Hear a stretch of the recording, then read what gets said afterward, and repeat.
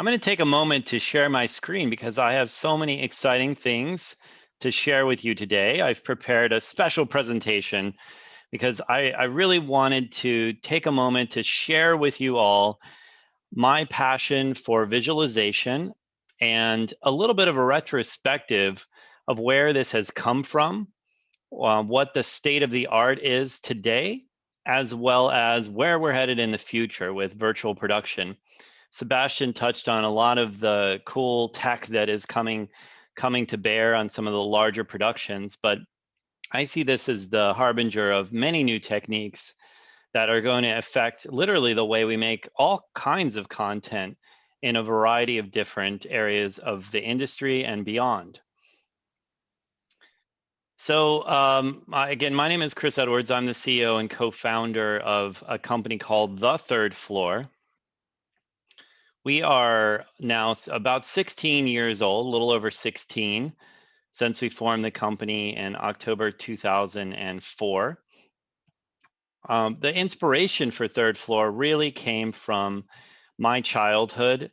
Originally, at least for me, I was consuming a lot of Hollywood classic movies, as well as some sci-fi movies from the late 70s and 80s.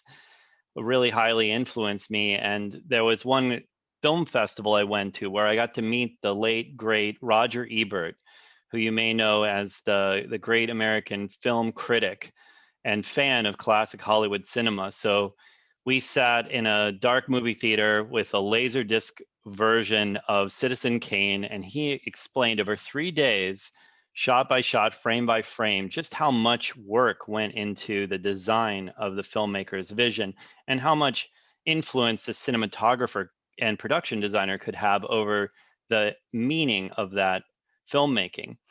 So what I learned was that filmmaking was a very careful combination of planning, of technology to make those plans happen, and also to allow room for what we call happy accidents, the exploratory process of being live on set, being open to change, finding the right shot in the moment, in real time. So all of these things inspired me. It was sort of an epiphany of how much effort went into the crafting of a master storyteller's vision. So I pursued this in film school and college, and then was fortunate enough to get a job at Walt Disney Feature Animation. This was back in 1997, where I joined a team that worked on the Disney's Dinosaur project, which is very pioneering kind of hybrid film with animated dinosaurs and live action environments combined. This is me in the embarrassing Planet Hollywood t-shirt. And I took all of that experience where I learned about the process of layout in animation and how the designers of the shots in the film could go through iteration after iteration and constantly improve the project. And I wanted to apply what I learned there to live action filmmaking. So my next job after 5 years was to work directly with George Lucas. This is sort of my dream job, having grown up on Star Wars as a kid. Star Wars, the first Star Wars, Episode 4, was the first film that I saw. And so it was such an honor to work on the Star Wars Episode 3, the last of the prequels, alongside the great master. And so this was, hopefully you can see in the video, this was some examples of what we created in the previz. Previz was not a very well-known term at that point. Previz is short for the term previsualization. And everything is here is manufactured by the previz team.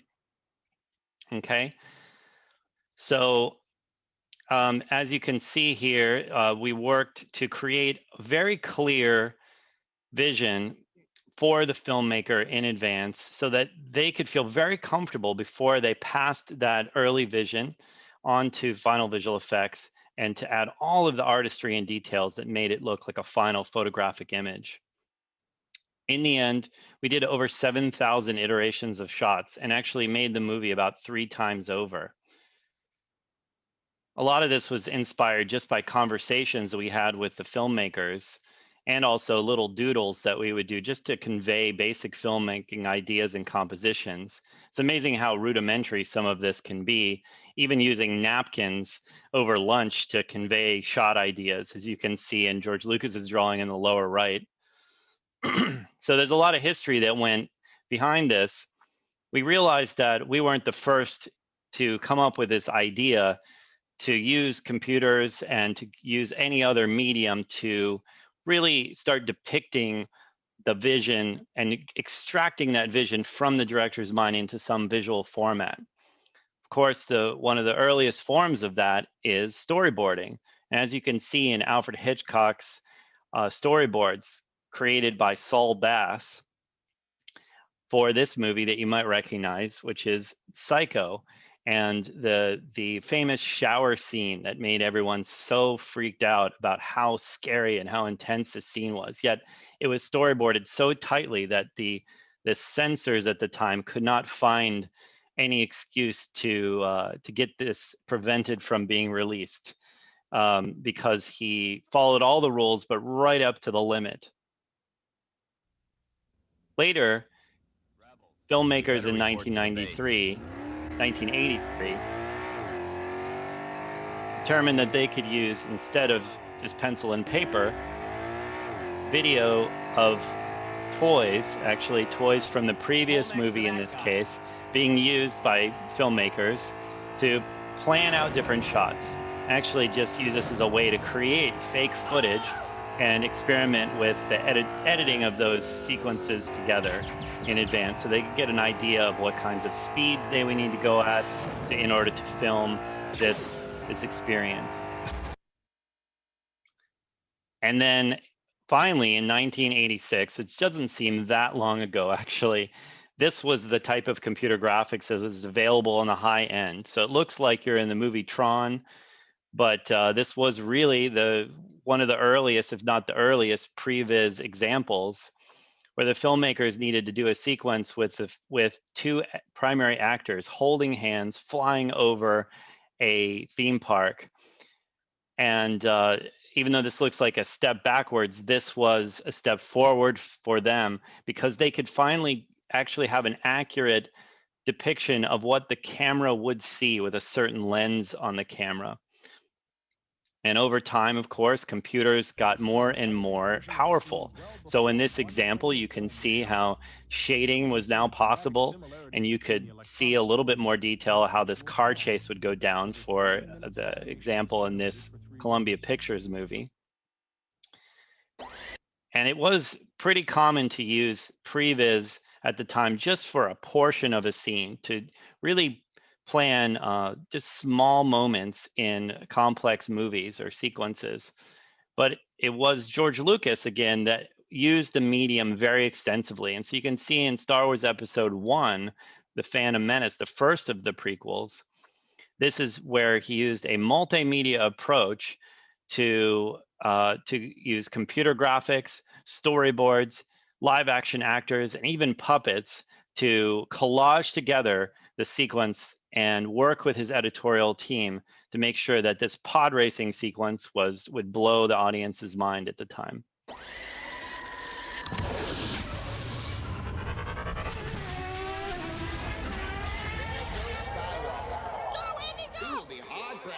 With the leaders.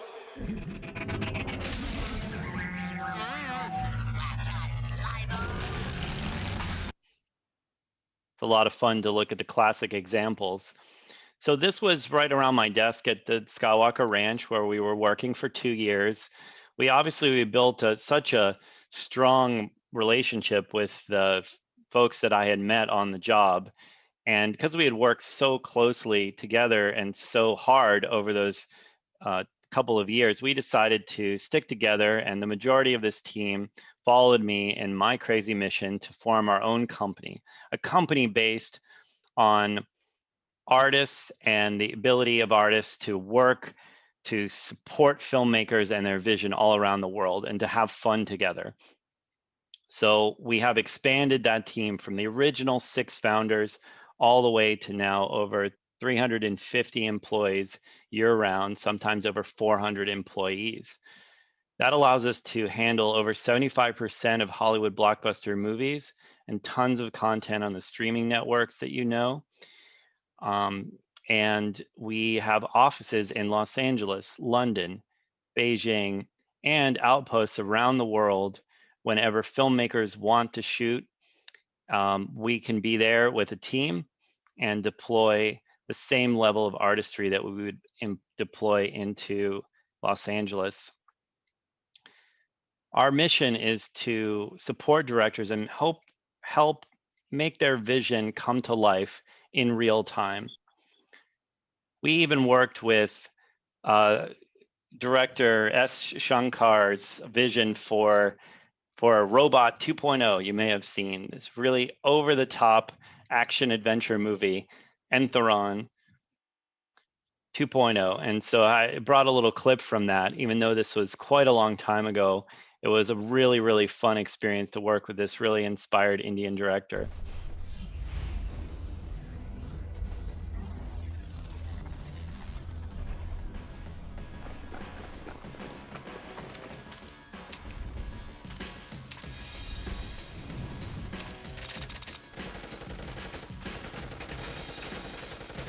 Particularly when it comes to over-the-top visual effects, this is something that is just begging to be visualized because there's so many elements, so many layers that need to be created.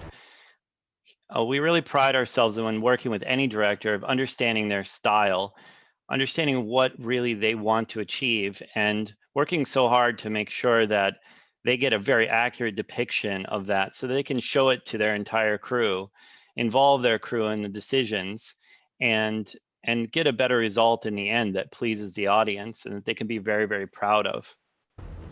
Let's take a look at this sequence from the Avengers Infinity War.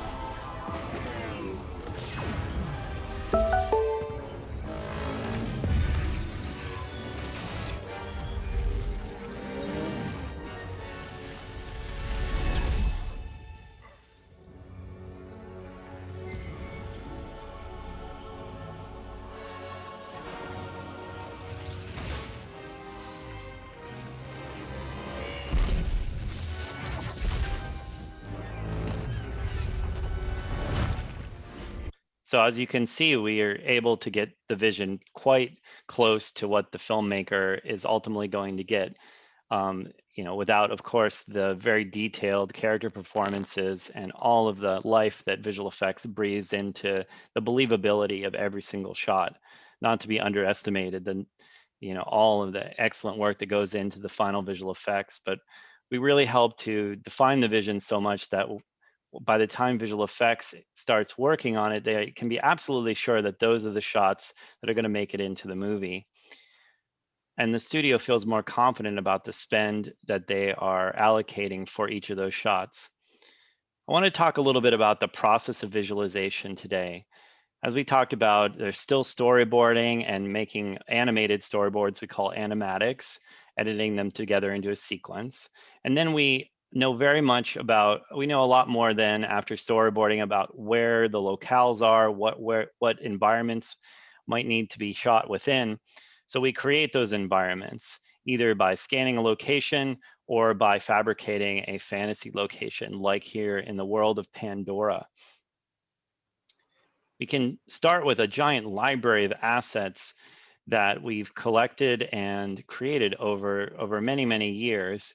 And there's just so many options that filmmakers can dive into in order, as a placeholder, to be able to put their scenes together.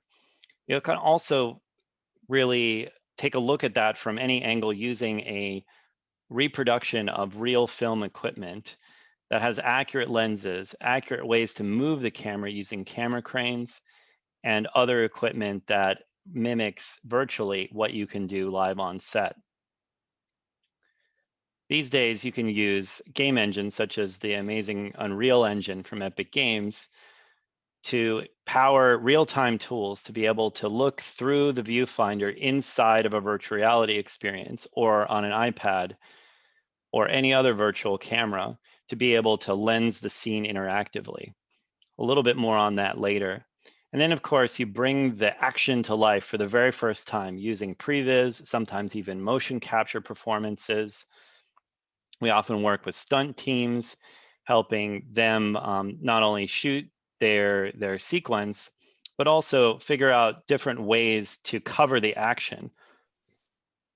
And whatever action does get chosen for the final result becomes a really good candidate for techviz, the analysis of all of the data within the previz shot, so that all of that great information can be brought to the set and used in real time, often through what we call simulcam. So you can play back the Hulk's performance in this case and any other relevant piece of digital information in context with the live action world. Beyond that, there's post-viz, the process of taking previz that was created previously and compositing it into the live action plates that have just been shot, just in time to validate whether or not that shot's going to work, and being able to be as flexible as we were in early pre-production to add the elements in layer by layer, changing everything very rapidly so that you know exactly what you want to order up in post. So this process saves a ton of money and resources throughout, because the minor investment in early development and really does pay off as you get into shooting, where you know exactly what you want to shoot, and then helps optimize the final visual effects and post-production process. I really want to focus also on techviz and virtual production, which really represents the future of where all of this is headed, the convergence towards live visualization support on set in the moment of creation, bringing back those happy accidents that we touched on from my inspiration in classic Hollywood cinema. But first, I wanted to show you that a lot of times our form of previz is used in very early pitching of projects. It takes a lot to get a film greenlit and fully funded and distributed. So the power of using previsualization techniques to create a pitch in the form of what we call a pitch viz is so powerful to young and upcoming filmmakers, and even some of the most experienced filmmakers trying out their ideas and showing what could be financed, what it could look like. Even Steven Spielberg, who doesn't have to pitch viz, likes to pitch viz some sequences. For example, in Ready Player One, he really wanted to show to himself and his crew and to everyone involved in this production what this sequence inside the computer game race in Ready Player One would potentially look like. So check out this short clip.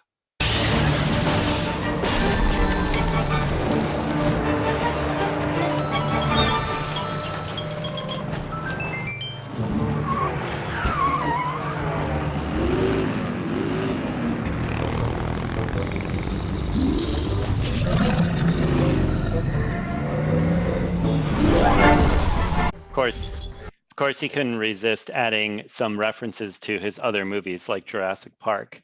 So that was the fun of pitch vizzing some of those sequences for him. Always a pleasure to work with Steven Spielberg. And also it's a pleasure to work with everyone on the Marvel Studios crew. They have really embraced the visualization process and leveraged it to its full capability, using it all the way throughout their entire process, and particularly crescendoing in what we call post-viz, I alluded to earlier. So now the studio can take a look at how the sequence is coming together before they have to lock the cut and agree to do all the final visual effects. They are still able to change story elements. So what I'm about to show you is what a studio would see as one iteration of a sequence just after they shot the live action, as a preview of what it might look like, where there's still a ton of time to change the vision. Let's check this out.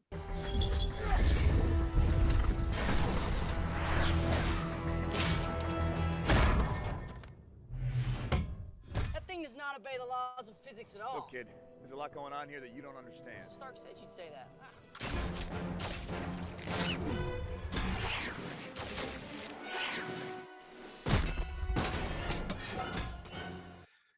So in that sequence, there was no airport. There was only a parking lot, a couple of live action actors against a green screen, or I think it was a blue screen in this case. And then everything else was added in from the previs just to see if it would work to make that look ultimately like a photorealistic airport. And that's exactly how the sequence was greenlit and turned over to visual effects. Also want to touch on techviz. It's so important to properly extract all the data in a format that is useful to live action filmmakers and the folks on crews. That's part of the art form of previs, really, is to understand what live action crew members need and what they don't need, and how to break down a scene into multiple components so that it can all be done one element after element and all come together in the end, as you can see here. And that's exactly how we did all the work on Game of Thrones for 5 seasons. I'm going to go a little quicker because I know I'm running out of time, but I want to show you some of the newer tools that we've created and that visual effects and filmmakers are using very effectively. The visualization department has really become kind of a hub of collaboration for a lot of these film crews. And it puts us in a position where we can introduce new tools that we can put in the hands of the filmmakers. And with the recent revolution in virtual reality and augmented reality, we have a couple of really awesome tools that make that even more fun and more collaborative. Again, getting back to the happy accidents of filmmaking. So instead of just going and building our own virtual set, we can actually now go out and scan a location using drones and photogrammetry. And so that the real location in Northern Ireland can be reproduced and then explored and scouted in so many different ways with a tool that we created called Pathfinder, all in Unreal Engine. One of the new exciting tools in the world of virtual production is called virtual location scouting. With virtual location scouting, we scan a real-world location and we build a virtual copy of it inside of the computer. On a virtual location scout, you can do many of the things you could do on a real location scout, and you can do so much more. On a virtual location scout, you can teleport yourself around the location instantly. You can visit different parts of the location very quickly, including reaching parts of the location would just not be possible on a real location scout. In the virtual world, you can scale yourself up and get a completely different vantage point of your location. In the virtual world, you have many of the same tools you have in the real world. You have a virtual viewfinder that allows you to compose angles and figure out your coverage. On a real location scout, your DP would probably do a sun study. Now we can set that up live inside of the virtual world. You can look at the sun path for any day of the year for that location. And if you're going to use virtual reality for the pre-production aspects of planning your film, you might as well turn it around and use augmented reality to take those decisions and bring them onto the set literally and try out those digital elements in context with the real live action set that you're considering shooting within. So we created another tool that we call Cyclops. And this Cyclops tool is augmented reality for filmmakers, all running on a single iPad. And this has now become very popular among our customers and is a very effective way to go and shoot angles of not only animated characters, like in that example, but also full-on environments that integrate with live action locations. So you can augment this back studio lot in Pinewood Studios in the UK with a set extension and a foreground car, make it look a little bit more like Blade Runner to try out whether or not this location would work, should you decide to use it and should you decide to do final visual effects later on. At least you know how you're going to frame up your shot and whether or not it will work for your story. So it's about empowering traditional craftspeople with tools that are intuitive and easy to use, and then being there to help them feed more information, more iterations to the devices so that they can basically have an unlimited library of possibilities to explore. Lastly, I just want to touch on what I know is a hot topic all around the industry. It's the idea of using LED screens that are very detailed and seamlessly integrated into a 270 or a wraparound giant screen with floor and ceiling elements that really surround the actors and the crew in the volume of light that represents and really looks like an actual real photorealistic environment. I've been so honored to work with ILM, their stagecraft system, and all the other collaborators that came together to help make The Mandalorian possible. And we really feel fortunate to have been there to help feed some of this and to also be a part of the filmmakers' decision-making process about what they want to shoot on the day. So I have one final video to show you that really encapsulates a lot of what I introduced today and is an overview of where we're headed for virtual production in the very near future.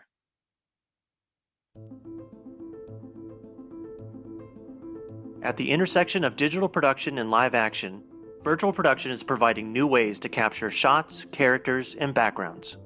The growing synergy between digital pre-production and live action shooting means ideas and approaches can be tested earlier and used more directly to achieve content that is increasingly groundbreaking and complex. Assets created during pre-production flow into the finals pipeline where they continue to be built upon. These new ways of working are always being led by the goal to produce memorable imagery. The making of Avatar marked a major milestone in developing new worlds and new workflows. And from Gravity to The Walk, projects have continued to reach high bars of cinematic storytelling using virtual production and virtual sets. Characters are at the core of any story, and virtual production can bring real-life performances to digital creations. Actions and expressions can be motion captured and targeted to a CG counterpart, whether human or not. You can frame with the camera during the performance capture or lens it later. And you can direct the performance and immediately see it played on the resulting CG. Building the world that a story unfolds in, using live action, CG environments, or a combination of both, is a monumental task. We can know more going into the shoot by exploring locations and scenes virtually first. The third floor's Pathfinder tool can use 3D assets or LiDAR scans to allow any collaborator to visit, study, and return to a proposed location or design from anywhere and as often as needed. For the Game of Thrones finale, the cinematographer used this technique to scout scenes in VR. Directors, DPs, and other creatives can quickly plan and iterate shots in pre-production. They can shoot the set with a virtual camera, just as you would a real camera. Then bookmark camera positions and begin a dialogue even with simple screen grabs. DPs and directors can frame with characters or even shoot fully animated previs, seeing how different camera angles work in the flow of an edit. Through virtual production and techviz, the creative decisions and blocking you visualize can be used directly in production. Camera cranes, motion bases, and other robotic systems can be controlled with the data from previs, and the requirements and lineups for complex shoots can be visualized. We can practice the shoot so that anything you would not want to find out on the live action set, we find out virtually first. Plan views similar to architectural schematics can be generated and reviewed by department so we have a game plan that is cognizant and respectful of the insights of the entire crew. Repeatable cameras can replicate moves across multiple passes. This enables actors on the safety of a soundstage or on location to be seamlessly integrated into fantastical or perilous scenarios. Motion bases can play back the animation of a CG character or creature to make an actor's response to that animation more believable. Flight characteristics like yaw, pitch, and roll can be simulated. And in addition to driving the motion base, we can correspondingly drive an LED screen background or an eyeline reference. Vehicle rigs, cockpits, and other large set components can play back pre-animated motion as performers and other plate elements are captured. And the positions and timings for cameras, cranes, and special effects gear can be synced between all the equipment. Utilizing techviz, you can run motion control with a stunning array of inventions, from wire cams to hydraulic rigs, stretching the possibilities for intricate and unique action. You can fly a cable cam alongside superheroes or attach a flamethrower to have it play as an attacking dragon. From working with high-speed robots to techno-dollies to lighting systems, there are many innovations to be realized in tandem by digital and on-set teams. As virtual production advances, the digital work is visible throughout more of the process. Simulcam is a way to leverage virtual production techniques during the actual shoot. Simulcam tracks the motion picture camera so that when the camera moves, the digital elements move in perfect sync. The director, actors, and crew can see CG imagery together with the photography, with images that update in real time via game engine. Through augmented reality, or AR, characters, props, and key assets can be previewed on location and added to set. And via wraparound projections and LED walls, more and more of the virtual imagery that is helping the story is literally being brought into the picture. Virtual production is establishing new avenues and alternatives for all craft areas to plan, collaborate, and tell cinematic stories. As teams design in and are able to relate the virtual world to real shooting, virtual production offers even more ways to link all departments, the way filmmaking has always been done.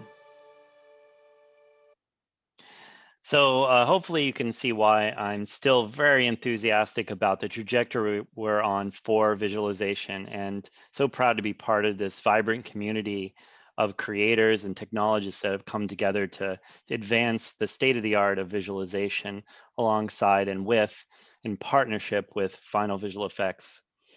And so just remember that we've been talking a lot about films and television shows, but this is an art form that's universal. It can be used to plan and make cooler and more exciting commercials, some super killer AAA game cinematics, and also a lot of AR and VR experiences that definitely need to be planned. Even theme park attractions are planned in this way using previz, techviz, pitchviz, etc.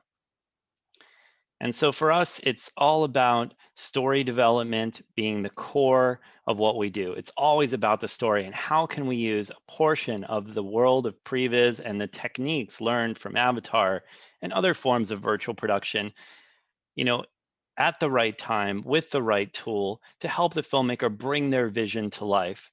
And increasingly that's being done with game engines like Unreal, whereby the game engine allows us to use the power of iterative development in real time and to immerse the viewers in more and more compelling stories, and also to create other ancillary products like video games and theme park attractions to extend the experience and make the IP more and more popular.